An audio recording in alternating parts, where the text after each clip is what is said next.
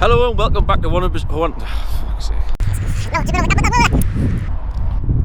Hello and welcome back to 100% Minis, and we're back where 100% Minis actually started. If you look at my first video, the introduction video, this is where I started filming the first sort of episode. So we've had the car now for about 6 months. Now I'd just like to do like a bit of an update, what experience I've had with the car, and all the modifications I've had with the car, any problems that I've had with the car, and more importantly, what's in store for the future for the Challenge 210. So let's get started.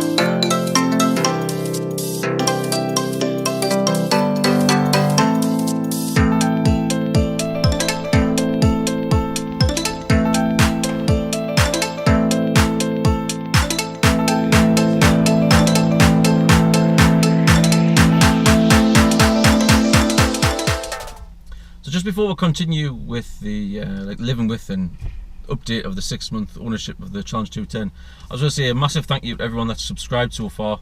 At the time this video goes out, or the time of making the video, sorry, we've got 339 subscribers, which is not a huge amount, but I really do appreciate everyone that's subscribed and everyone that comments on the videos. You know what, the more comments I get, the more sort of I realise that people are actually interested in the videos and taking the time to sort out their day to watch them. I hope you're enjoying them. I'll try and answer and get back to everybody who comments, but if you can just keep it going, keep the sort of thumbs up going, we'll try and get up to that magic 1,000 subscribers. When I do, it opens up a few more avenues on YouTube and you can do a few more different things. So if I can get up there, it'd be great in the next few months. But thank you anyway. Really appreciate it. So I suppose we'll start with what's it been like to live with the Challenge 210. I've had it for more than 6 months now, and I have to say it's been absolutely brilliant. Every time I get into it, I look forward to driving it. I tend to change my cars about once every sort of 6 months, and obviously you lose a lot of money doing that. It's one of the first cars I've actually thought, you know, I'm going to keep the car because I'm interested in it. It's sort of, you know, the modifications that I've done so far have made the car much better, and you know, the future modifications I'm actually looking forward to doing. I've modified a few of my cars that I've had, and this one just seems to be, I don't know, it just seems to be the best I've modified. I don't know why, it's got a little thing about it, and obviously the whole owning a Mini, you know, being in the sort of clubs and things like that, and sort of community you can get into. I really enjoy it. I look forward to sort of going to the mini meets, things like that.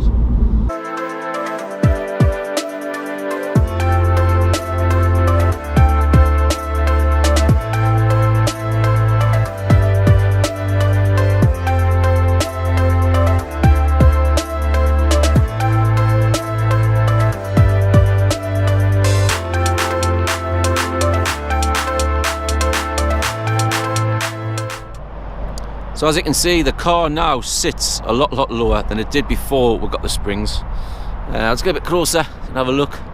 So obviously the gap has closed quite considerably at the front. A little less so at the back, but it has still closed quite a lot, and it does look a lot better. Around the other side.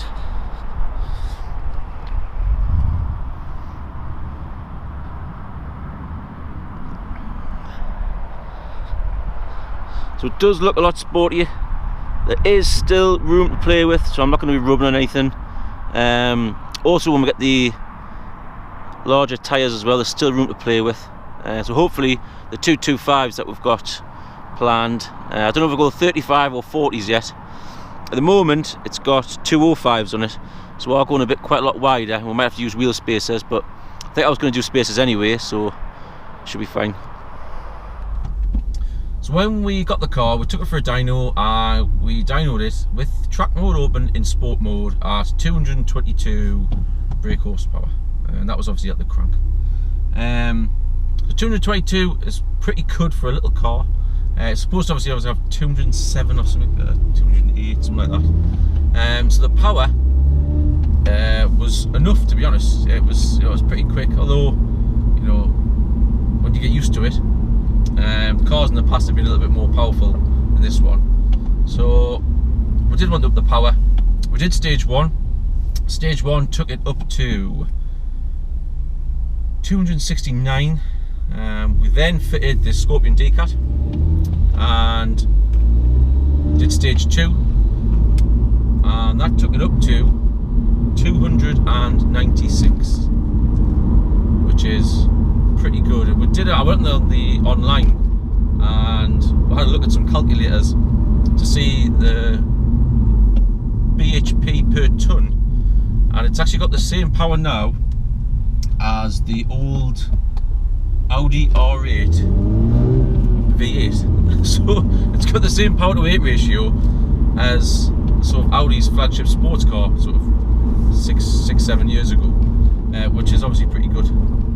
So day to day, it's comfortable. The ride's absolutely fine. It's got the adaptive dampers, which I would probably recommend if anyone was going to actually buy a Cooper S or definitely the John Cooper Works. I think the John Cooper Works suspension's a lot harder than this one, a lot more sort of focused, which is fine because that's what it's all about.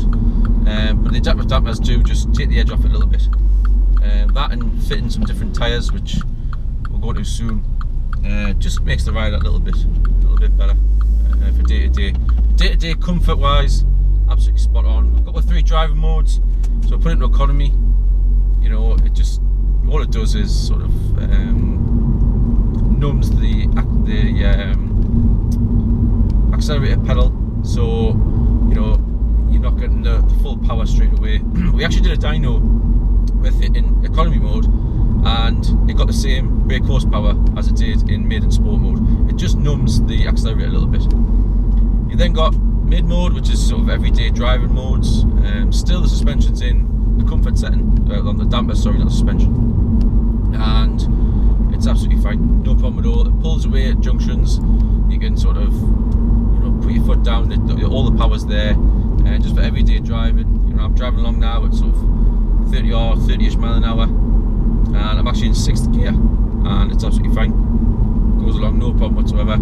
Sometimes it tells you to drop it to 5th gear, doing 30 mile an hour. I'm doing sort of 60 odd mile to the gallon, which is absolutely fantastic.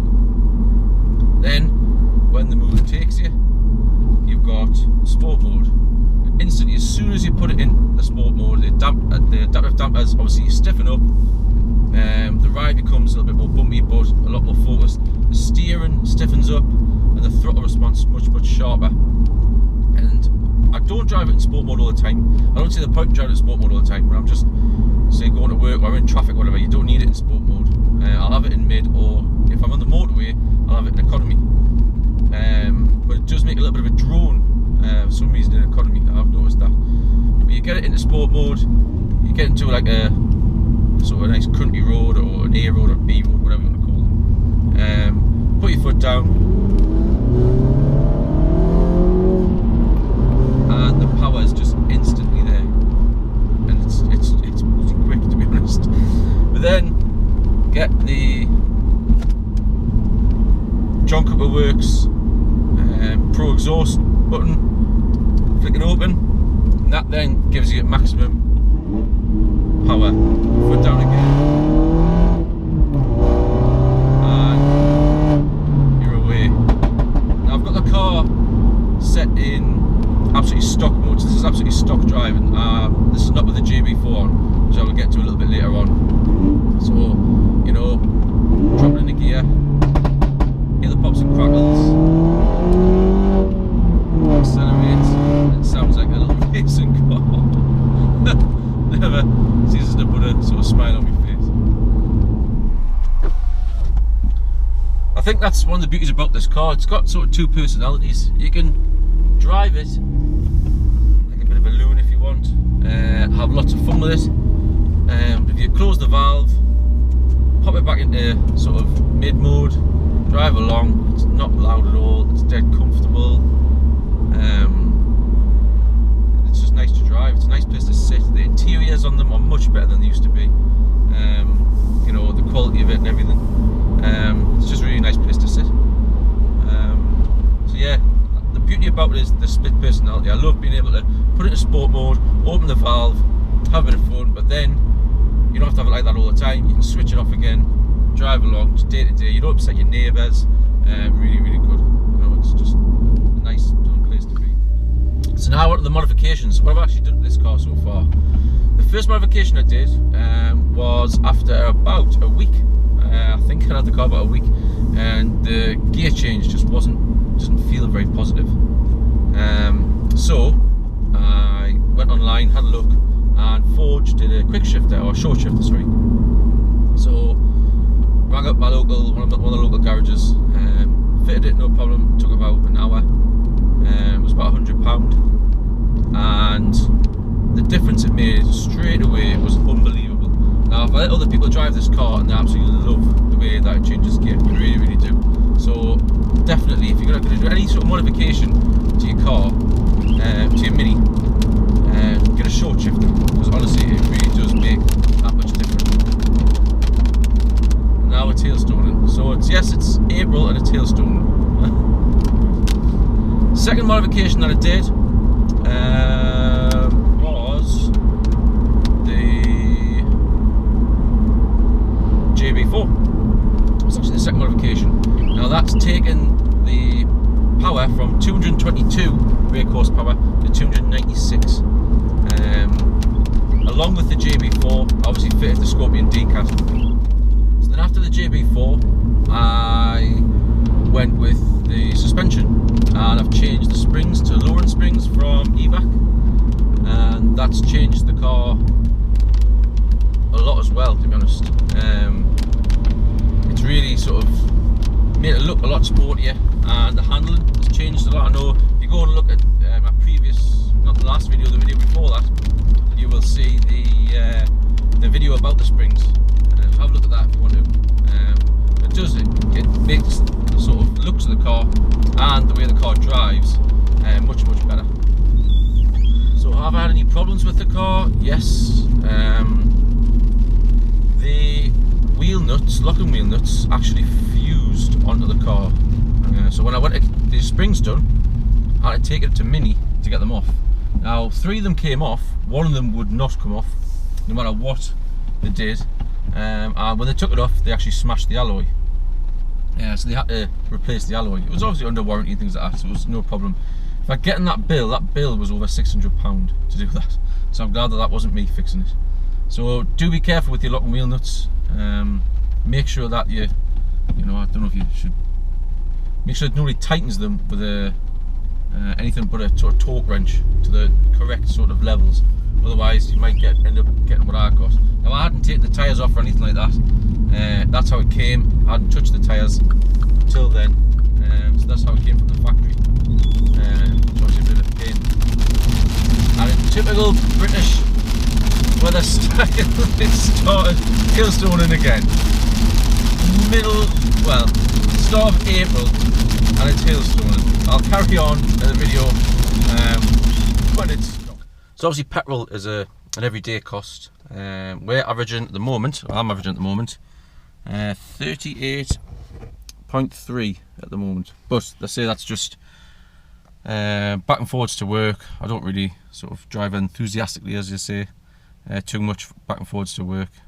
So still brilliant compared to other cars that I've had. I owned a V8 M3 for about 6 months, and the economy on that was about 16, which is less than half of that, and that's when petrol was up at about nearly 140 a litre. So you can imagine the daily costs on that was pretty horrific. Well, I've pulled over because there's actually golf balls coming out of the sky. It looks to be easing off now. So we'll talk about running costs. I suppose buying the car initially was obviously a big cost. The car was £25,000. New, this car was £30,000, which is just a fiver less than £30,000. I bought it about 6 months old, just less than 6 months old. So 25 grand after 6 months isn't too bad, I don't think. And we've got with petrol, which I've obviously spoken about. Tyres, well, I'm going to replace the tyres with non-run flats and just carry that tube of the gel stuff that if you get a puncture, some way to pump the tyre up. So then tyres are going to be about £120 each-ish. The run flats, I'm not sure how much the run flats are, but the ones I'm replacing with are about £120, £130 each. That's obviously something to take in consideration. Your front tyres are going to wear a lot faster than your rear tyres, so you can't swap them round. Servicing, I've got the full servicing pack with the car, so I'll not have to spend too much money on servicing, so that's obviously a good thing to think about. It's nice to know. Insurance for me, I'm 33 years old. I've got about 7 years no claims bonus, and my insurance is about £340 last year it was, when I changed the car. So insurance isn't too bad. I've seen some people on the forums that the insurance is a little bit higher. And modifications so far, money I've spent on them. The quick shifter was about £100 and about £60 to fit. The JB4 was, with stage 2, was about £550. The D-Cat was about £280, Scorpion D-Cat. What else have I got? And the springs were about £200 and about £130, £140 to fit. So altogether, it's quite a lot of money. But compared to other cars, you know, it had a good exhaust system, so I haven't had to change that, which is one of the main things that I normally change in a car. My last exhaust system for the Golf GTI that I had, that was about £800, and it was nowhere near as good as this. It wasn't a valved exhaust system, it was just a Miltec turbo back system. So yeah, so running costs aren't that bad. The car I had before this, probably the worst car for running costs was the M3. The tyres were sort of £250, £300 each, and the fuel economy was horrendous. It was about £70 a week in fuel. So if you compare it to that, it's a relatively cheap car to run. It's not too bad at all. So I do love the car. There was at one point I did think about changing it for a John Cooper Works. Reason being, it is a limited edition. I didn't want to start changing the limited edition because obviously you ruin the sort of resale price a little bit. So I was very, very close to changing it to a John Cooper Works. And it would have been, to be honest, what I want to do with the car, it would have been a lot easier to modify a John Cooper Works than this car. It's got the brakes, it had nice seats in, the bucket seats, so it would have been a lot cheaper maybe to start with that car and then start modifying. But I do love this car. When I first saw it, when it was 30 grand, I wouldn't have paid 30 grand for it. I did sort of fall in love with it and thought, well, if I hope I can get that car one day, and it came about, and I was in the position I could buy it, so I thought, why not, just go for it. And when I thought about changing it, I thought, you know what, I know the resale value isn't going to be as good. I can't change everything that I'm going to change back to normal, bar maybe a couple of little things, so hopefully the resale value won't be that. But I didn't buy the car looking at the resale values. I never buy a car with that in mind really, which is probably the biggest cost of buying a car, to be honest. So yeah, so I was tempted, but you know, I'm glad I stuck with it, and the spec of the car is brilliant.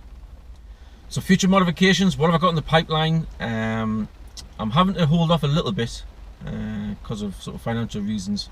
So the next modifications are probably going to be sort of in a couple of months time. I'm hoping we can get the new limited slip diff from Quaife, new brakes, new tyres on next, hopefully Michelin Pilot Super Sports, getting some spacers in there hopefully as well. Looks of the car, we're going to change that a little bit as well, and maybe a couple other things after that. I don't want to talk about too much because if I can't pull them off, that'll obviously be a bit of a disappointment. But the power should hopefully go up a little bit as well, and hopefully we're going to create something that's quite special, a car that's sort of, you know, on a country road that not a lot will be able to keep up with it, which is fingers crossed. That's the plan anyway. Whether we can or not is another thing. Hopefully, fingers crossed, we can. So thank you very much for watching. Please subscribe and thumbs up the video. I know it's a bit of a boring video, but I just want to try and update everybody on what's going on. We've got loads of things happening this summer. We've got some mini meets, proper sort of festival type things we're going to go to. We've got the challenge race series that we're going to try and get to a few of the races. And lots of viewers minis on very soon. I will be advertising the fact that you can have your car on the channel. I just need to sort of get everything in place and get a sort of structure on how I want to do it. So I'm not exactly sure how we're going to do it yet, but I'll let you know as soon as I know. Please subscribe if you haven't subscribed, and we'll see you again soon. Thanks very much.